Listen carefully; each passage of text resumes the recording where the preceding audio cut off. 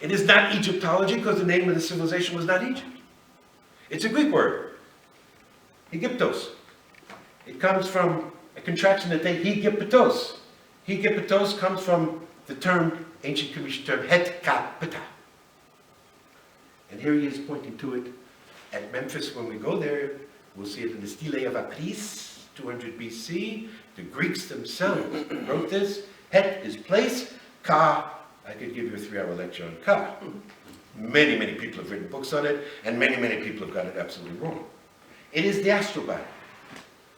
When Khnum, the sacred potter, creates us, he creates two.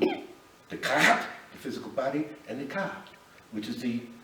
Hakim actually defined it as physical projection of the soul. Okay? Ptah, another thing we could go on forever, but it's a netter.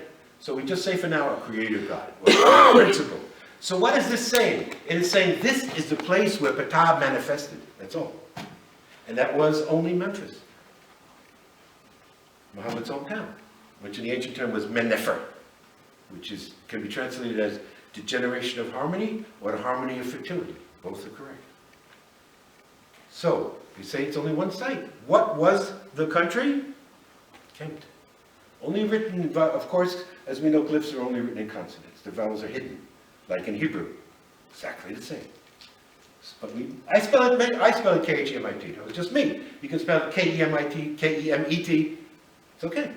It's the pronunciation that Hakim said was so much more important. The sound, not the spelling. So, it meant the Black Land. And there it is, folks.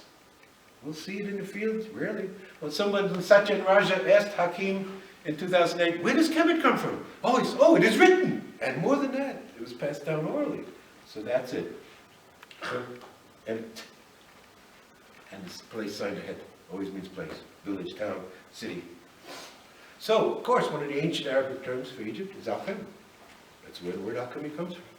What alchemy was the arts and sciences of ancient Kemet. So, we say we don't teach Egyptology. Of course, we teach chematology. And that's what it is. But Egyptology is our foundation. So, the basic teachings he gave us. So to set up a principle, we have a foundation. And the foundations of chematology are the 5 stages of the sun. The movement the sun makes daily across the sky also represents stages in our consciousness development and stages in prehistory. So, let's do the 5 stages quickly. Cheper, scarab beetle, known as the driller. Why? We'll explain. It represents the dawn, the beginning of consciousness, coming up. Why it's called the driller? The scarab beetle, which is a hermaphrodite, both male and female. It lays its eggs. It rolls up a ball of dung, usually camel dung these days, whatever it was in those days, drills in it, puts the egg in it, and rolls the ball in front of it. So that when the young one is born, it immediately has a food supply. What's waste for one is food for another. That's the law of nature. So, they saw it as the driller. But more important, in pushing the little ball of dung in front of it, they saw it like raising the ball of sun in the morning, at dawn. So it's a symbol of dawn, the first phase. Second is Ra. Well, we say, oh, isn't Ra the sun god? We say, no, thanks for playing. No, Ra is only 1/5 of this understanding. Ra is the sun at noon, called the stubborn. To the ancient Cometians was not a donkey, but the ram. That was a stubborn animal. So the first image of Ra was the ram. Later, it's usurped. But I can't get into that. It's the second lecture. But we'll talk about it on the boat. I can actually do a modified from light into darkness on the boat. So the ram stubborn, it's the sun at noon, the heat of the sun at noon. Also Sekhmet represents the same thing, the heat of the sun at noon. Third stage, pronounced Un. It is what was Heliopolis. It was the city of Un. Un is depicted by a mature man with a staff. Again, this is patriarchal. A mature man with a staff means the wise. It means at this stage of development, we're developing an understanding. Again, Ra represents adolescent consciousness. That's why it's stubborn. Teenagers. We've all had them, we've all been one. They think we know everything. So that's stubborn. So the mature man is the wise. Achieved now, he's gone into some maturity in life, has developed some wisdom, and it's the sun in early afternoon. Now, we come to my favorite time, Aten, or Iten. Depicted as an old man originally on a staff, hunched over. Later depicted as a sun with 3 rays in the Ankh. But originally, it was an old man hunched over. Represents the sun in the full flowering of day. In the 8th afternoon, when it's the most beautiful time, going to twilight. And it represents the time of full flowering of consciousness. So we're saying there was a time when just about everyone was enlightened. Not just Jesus, not just Buddha, not just Muhammad. Everybody had a degree of enlightenment. And this is when the pyramids were built. Last is Amen, or Imen. No image originally. No image. Represents the hidden. Night, darkness, separation, polarity. No image. I'm probably the only Jew in the house. What is that feature of Judaism? No image of God. Obviously borrows directly. So now we have another 5. 5 is a key number. Certain numbers appear. Somebody mentioned 42. I can go on about 42. 42 judges of Osiris. 42 of the negative confession. 42 steps would lead up to the Holy of Holies. On and on and on. What does 42 represent? The tribes of the Sesh. Who were the Sesh? The people. The Cometians did not call themselves man, woman, black, white, Christian, Jew, Muslim. The Sesh were all the people. Children were just little Sesh. No differentiation. So, the idea was we're all moving together. So number 5 also appears a lot. 5. Anybody know how that approaches in this country? What is 5 in this country? What happens 5 times a day here? Prayer. It's based on the 5 stages of the sun. Obviously gotten wrong because they wake up 3 o'clock in the morning. There's no stage of the sun. It should be dawn. First should be dawn, then noon, early afternoon, late afternoon, and evening. And originally in Judaism, they prayed 5 times a day. Now they only pray 3 times a day. In Judaism, the highest holy day of the year is known as Yom Kippur, the Day of Atonement. They pray 5 times a day.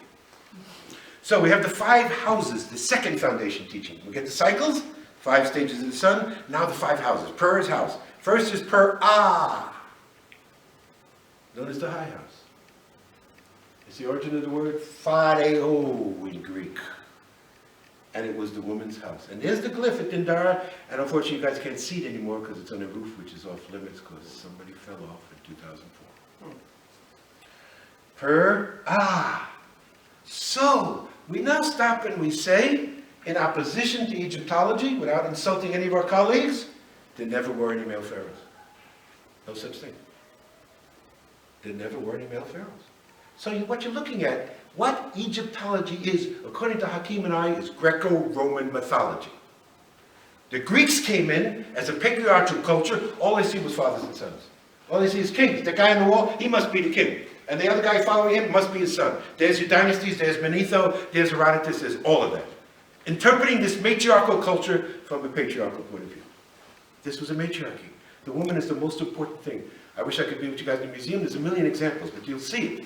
I'll show it to you everywhere we go. The woman was the most important thing in this culture, not the man. It's totally opposite the way we're taught today, because Judaism and Greeks bring in patriarchy. So, the Per-ah was the woman. Nefertiti was Per-ah, not Akhenaten. Nefertari was Per-ah, not Ramses II.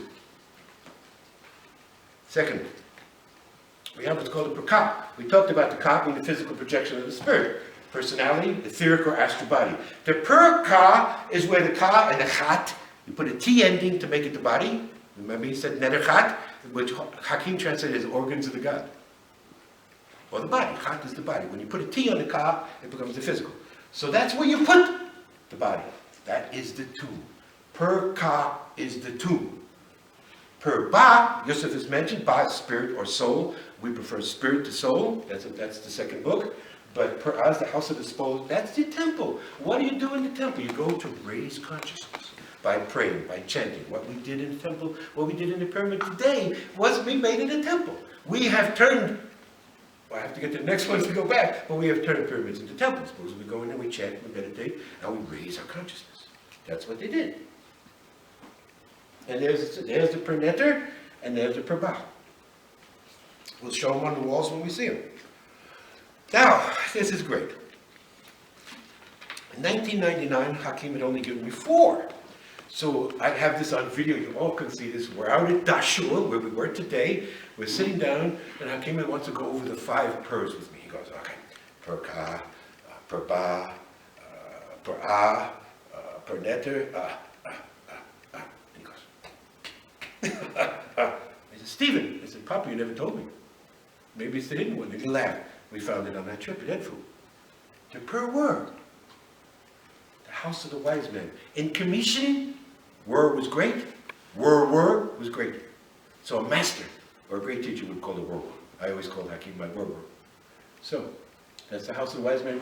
This was a section of the temple, and we can see this at Edfu, but we're not going to Edfu. But there's other places that show that there were certain sections of the Perba, the temple, that were the teaching area, where the esoteric wisdom, the glyphs there, the special glyphs, hidden away from only but the high priests, the high initiates. So that's the, that's the first university. That's where it began, in the temples of Egypt. Last is the most important misunderstanding, per netre. Netre, Papa would say.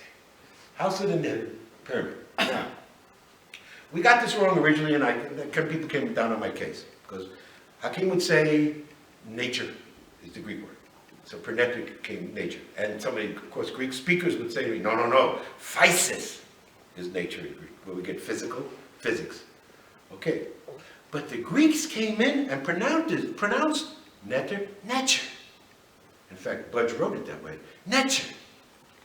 The Romans coming in behind them, saw that nature, natura, nature. That's where nature comes from. So it is the house of nature, aspect of creation, divine principle sense is what netter means. Netter does not mean God in Commissions. It is a divine principle. Hakim blessed us with his teaching that we are innately born with 360 senses. Under 180 we label feminine, 180 we label masculine, always polarity. These are your netters. They were not deity to the Commissions. They were an aspect of the whole, a principle of creation. The greatest person who first elucidated this was the hero of John Anthony West, R.A. Schwala de Lubitsch.